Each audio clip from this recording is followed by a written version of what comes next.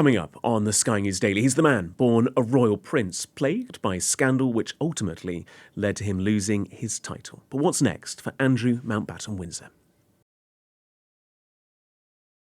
Hi, welcome back to the Sky News Daily. I'm Gareth Barlow. Now, normally on Fridays, we take a person or event that's leading the news and take our time in telling you all you need to know. Today, though, is a little different. We're going to be looking at what's happening next to Andrew Mountbatten-Windsor, as he's now going to be known. He's had the last remaining symbol of the royal role he was born into removed from him. That's the title of Prince. He's also lost his Grace and Favours royal home, Royal Lodge, on the Windsor estate. So what's next for the man and what's next for the royal family? Our royal correspondent, Rhiannon Mills, has more. Let's get on to the here and now in a little bit. Let's look back, because Andrew's start in life, Rhiannon, wasn't always wrapped up in scandal. He was a bit of a golden boy, a war hero at one point. Yeah, and I think you have to remember that the papers loved him. He was seen as this kind of glamorous, handsome prince. He, of course, served in the military, went off to the Falklands, then came back with a rose between his teeth. The pictures were just what the tabloid papers wanted. He then, of course, met Sarah Ferguson, and that was another exciting fairy tale wedding at a time that you also had all the excitement around Charles and Diana as well. He was seen as a real star, I suppose, in the media. And on top of that, of course, he was always widely regarded as Queen Elizabeth's favourite son. Now, speaking to people who know the family well, they'll say that maybe that was slightly overdone. In some ways, actually, he was the son that needed her the most. And that is why it was seen that they spent so much time together, and maybe it was seen that he was the favourite.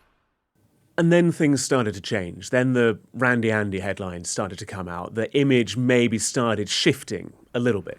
Yeah, and I think it was all part of that problem of what do you do when you're not the heir, and what do you do with that role that you've got. Of course, Prince Andrew was very keen to be involved in the world of business, loved travelling the world as a UK trade envoy. But it was around that time, of course, that we first found out about his links to the convicted paedophile Jeffrey Epstein. And then, of course, since then, there's been questions really about whether he was using that kind of publicly funded role to privately fund his own lifestyle. And anyone who's tried to look into that has found it very, very difficult, because the freedom of information requests that have gone into various government departments, the doors have been closed or documents have been lost. So it's been quite difficult to kind of get a full picture of what he did when he was in that role. And around that time, big allegations of big payments from global individuals, let's put it that way, and questions of money going backwards and forwards. And even now today, that kind of perpetuates as to how he continues to be able to afford life, let's be honest. That's right. But also, if I think back to when I first started this job as royal correspondent, 11 years ago, one of the first stories that I had to do was regarding allegations that had come out from Virginia Giuffre. I remember having to fly off to Davos, where he was kind of being wined and dined and representing the UK government in terms of that big business forum. But while that was all going on, he was still having a very full public working life as a member of the royal family.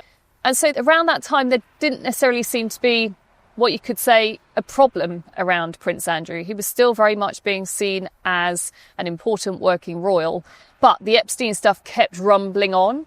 And that is why he did that Newsnight interview, was to try and get rid of that distraction, to try and shut it all down. And we now know that that completely backfired and just started off this cascade of different actions being taken by the royal family in terms of him being seen to be reprimanded for that. What do we know about when Epstein entered Andrew's life, and what do we know about the reality of their relationship?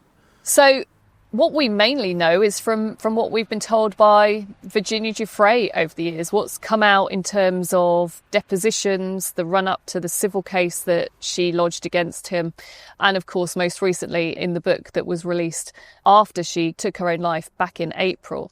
And speaking to those close to Andrew, actually, around the time that he did the Newsnight interview, I was told it was a close relationship, one that Prince Andrew felt that he benefited from, which is why in the Newsnight interview he didn't apologise for being close to Jeffrey Epstein. But also, of course, within Virginia Giuffre's book, we've been given more details about where she says that he was seen, I think it was on 4 different occasions, involved in different parties. Of course, Prince Andrew vehemently denies any of the allegations against him, but what has been abundantly clear, and this continues to be a problem, is that people really want to know what he saw. He may deny doing anything wrong, but he was in Epstein's company. He did invite Epstein, Ghislaine Maxwell, Harvey Weinstein to a party at Windsor Castle. They were close. So there is an assumption that he knows more than he's basically shared publicly so far. If we go back to 2019, there was that just awful interview on Newsnight, from his perspective, certainly. That evening before that interview went out, I was sent the transcript. I was shocked that they allowed him to talk for 50 minutes, I think it was.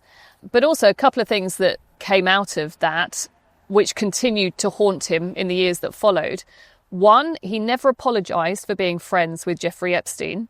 He also didn't offer any kind of sign of support or apology for Epstein's wider circle of victims.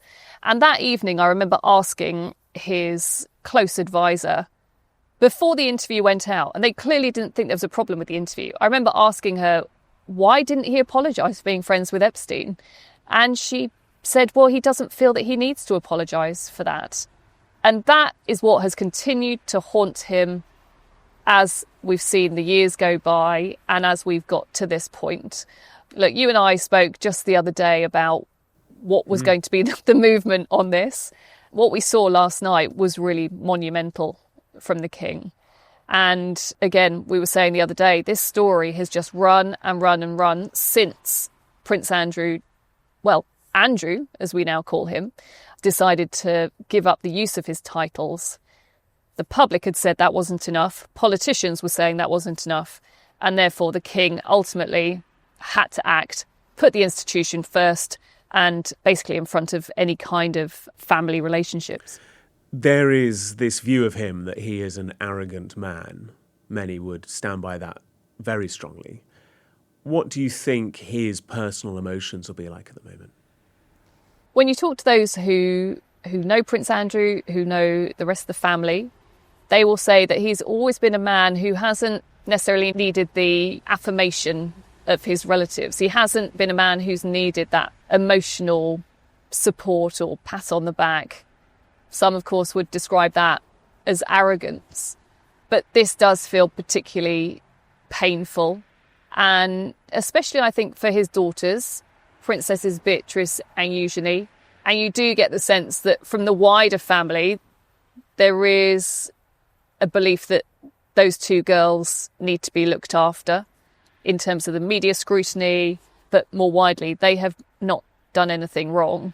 And it's been a really difficult period for them, not just the last few weeks, but gosh, for the last 10 years or so. So I suspect that the family will be rallying around them. So Beatrice and Eugenie retain their princess titles. They are certainly within that party of 4 of their parents and themselves, very much the innocent parties in this. The other person that had relationships and interactions with Epstein was Sarah Ferguson. What happens to her now? Because she was living in Royal Lodge alongside her ex-husband, who she remained pretty close with. Yeah, really close. What happens to her? So all we're hearing at the moment is that she will make her own private arrangements. In terms of Sarah Ferguson, though, this has all been really damaging as well. Around a month ago, that email came out where she appeared to be apologising to Jeffrey Epstein. She all along said it was because she was being blackmailed. But as a result of that, all of her charities dropped her as patron. And so for her as well, this has been catastrophic. And as really it's kind of cemented in my head is although Jeffrey Epstein is no longer with us, he continues to haunt those individuals that he was linked to. And you see that loud and clear with Andrew and Sarah Ferguson. So Andrew is getting out the boxes, the packing tape, and packing up his life, although I should imagine he's probably watching somebody else do it for him.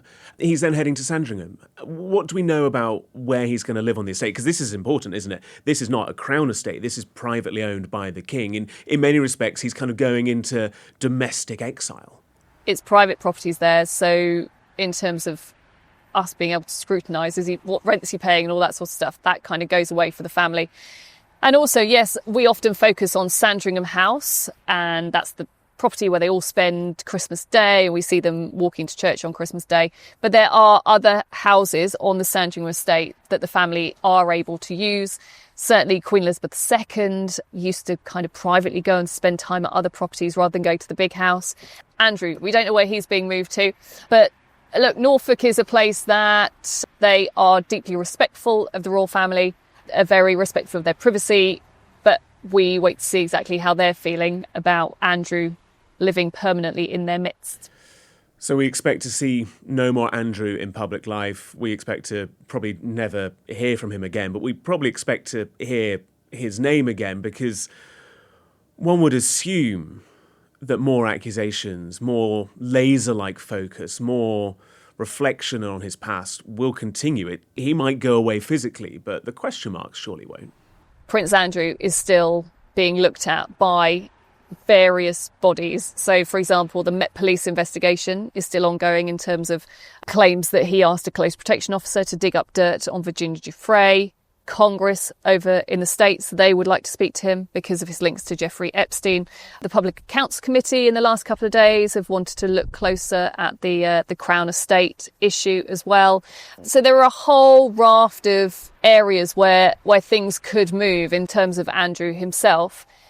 And that is why the royal family cannot entirely shut this one down. We don't know when there'll be movement from different areas.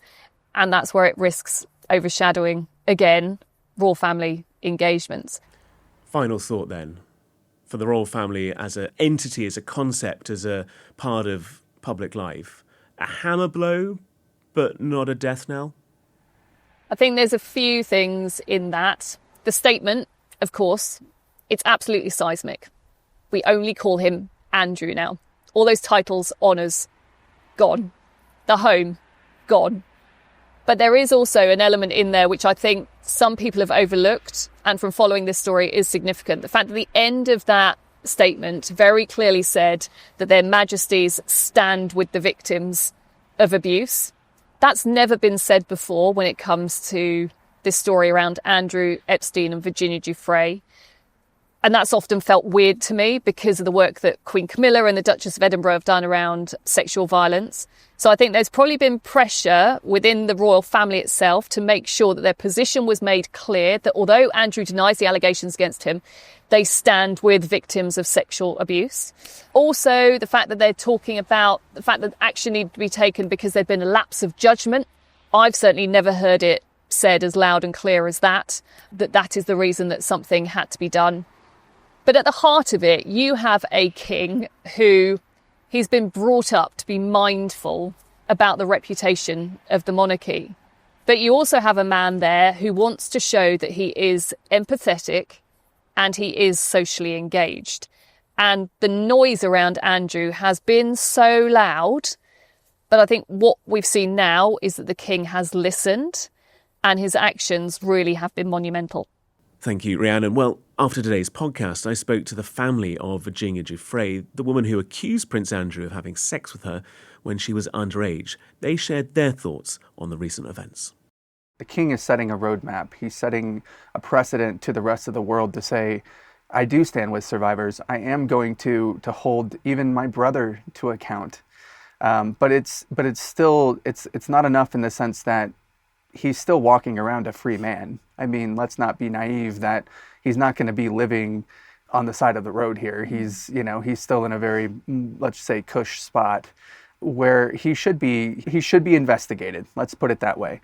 And I think that our government is safeguarding these documents. They have it locked away in this little Pandora's box of of people that are implicated, and we need to fully investigate them, because Prince Andrew is just one of many that need to be investigated thoroughly. And so I think the king should put pressure on our government. He should put pressure on President Trump. He should tell President Trump verbatim, President Trump, put your big boy pants on and let's get these Epstein files released so that we can go after these monsters properly.